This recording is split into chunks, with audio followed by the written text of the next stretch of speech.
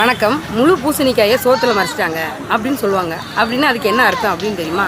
ஒரு காலத்தில் ஒரு ஜமீன்தார், கொஞ்சம் வசதியானவர் ஒருத்தர் இருந்தாராம். அவர் வீட்டு பக்கத்தில் ஒரு ஏழ்மையான ஒரு வயதானவர் இருந்தாராம். அவருடைய அந்த கூரை மேலே பூசணி கொடி பரவ விட்டுருந்தாராம். அந்த படர விட்ட கொடியை அந்த கொடி அந்த வீட்டு மேலே நல்லா படர்ந்து வரும்போது பெரிய பூசணிக்காய் ஒன்று அதில் முளைச்சி வந்ததான்.